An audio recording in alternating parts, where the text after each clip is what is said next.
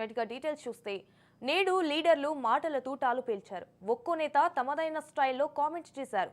డైనమైట్ల లాంటి ప్రసంగాలు చేశారు. ఎవరన్నారో ఇప్పుడు ఒకసారి చూద్దాం. पिछले 75 साल भारत का नागरिक हर कसौटी पर खरा उतरा है और इसलिए भारत का नागरिक सर्वाधिक अभिनंदन का अधिकारी है। भारत का लोकतंत्र, भारत का गणतांत्रिक अतीत बहुत ही समृद्ध रहा है, विश्व के लिए प्रेरक रहा है और तभी तो भारत आज मदर ऑफ डेमोक्रेसी के रूप में जाना जाता है। विशाल लोकतंत्र है, इतना नहीं, हम लोकतंत्र की जननी है। जैसे एकलव्य का अंगूठा काटा गया वैसे ही आप हिंदुस्तान के युवाओं का सबका अंगूठा काटते हो। जब आप अदानी जी को धारावी देते हो तो आप धारावी के जो एंटरप्रेन्योर्स हैं, जो स्मॉल एंड मीडियम बिजनेसेस हैं, उनका आप अंगूठा काटते हो। जब आप हिंदुस्तान के पोर्ट्स, एयरपोर्ट्स, डिफेंस इंडस्ट्री, ये सब जब आप अदानी को देते हो, हिंदुस्तान के सारे जो फेयर प्ले बिजनेसेस हैं, जो ईमानदारी से काम करते हैं, आप उन सब का अंगूठा काटते हो जब आप अदानी की मदद करते हो।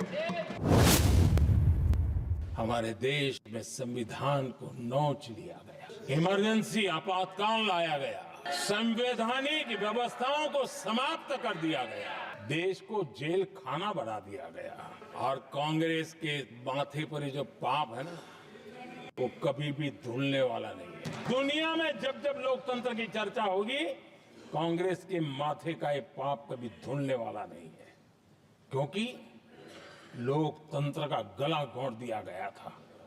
भारत के संविधान निर्माताओं की तपस्या को मिट्टी में मिलाने की कोशिश की गई थी।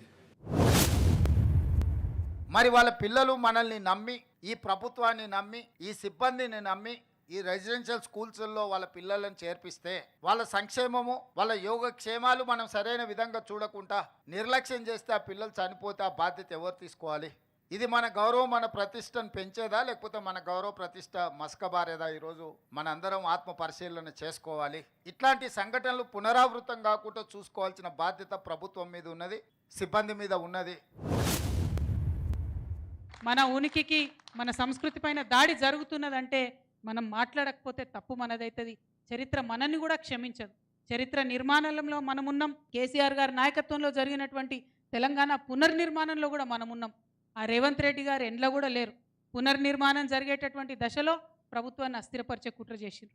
ఉద్యమం జరుగుతున్నటువంటి దశలో ఉద్యమకారుల మీద గన్ను ఎక్కిపెట్టినటువంటి వ్యక్తి ఇక్కడా లేడు. కాబట్టి ఎక్కడనో ఒక దగ్గర మరి నా పేరు నమోదు చేసుకోవాలని చేస్తున్నటువంటి వెకిలి ప్రయత్నంగా దీన్ని మనం చూడాల్సినటువంటి అవసరం ఉంది. ఇంజనీరింగ్ చదువుకోను, లేకపోతే పోస్ట్ గ్రాడ్యుయేషన్ చేసు, ఉద్యోగం రాక తిరిగి వెనక్కి ఊళ్ళల్లో 100 రోజులు పనికి పోతున్నాం, లేకపోతే పెళ్లిళ్ళు జరుగుతూ ఉంటే అందులో సప్లయర్స్ గా పోతా ఉంటే ఏ సమాజానికి కూడా అది మంచిది కాదు అని గట్టిగా నమ్ముతున్నాం. అందుకే చదువుకున్న ప్రతి బిడ్డకి ఏదో ఒక ఉపాధి అవకాశం దొరకాలనేటువంటి ఆలోచనతోనే మేము అన్ని ప్రణాళికాబద్ధంగా ముందుకు పోతా ఉన్నాం. పబ్లిక్ సర్వీస్ కమిషన్ ప్రక్షాళన చేసి ముందుకు పోతాం. ఏది బట్టి విక్రమార్క గారి స్టేట్మెంట్, ఎవరిని పట్టుకొని, మా సబితమ్మని పట్టుకొని నువ్వు పార్టీ ఫిరాయించడం అని మాట్లాడుతూ ఉన్నారు. ఆ బట్టి విక్రమార్క గారు ఎవరి నాయకత్వాన్ని పనిచేస్తూ ఉన్నారు?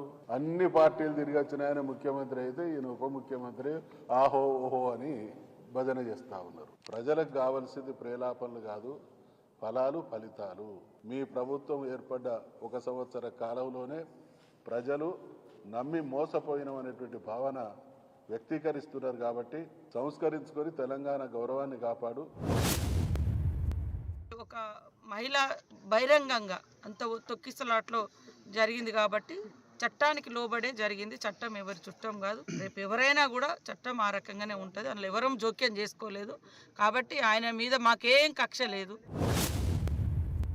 కేవలం తన పేరు మర్చిపోయినందుకే కక్ష తీర్చుకొని తన జైల్లో పెడతా ఉన్నారు. అల్లు అర్జున్ గారిని అరెస్ట్ చేసే ప్రయత్నం చేస్తూ ఉన్నారు. నిన్న కథనాలు చూసినా ఏదో రేపు పేపర్లలో రాశారు కేటీఆర్ గారిని రేపు ఎల్లుండి అరెస్ట్ చేస్తామని.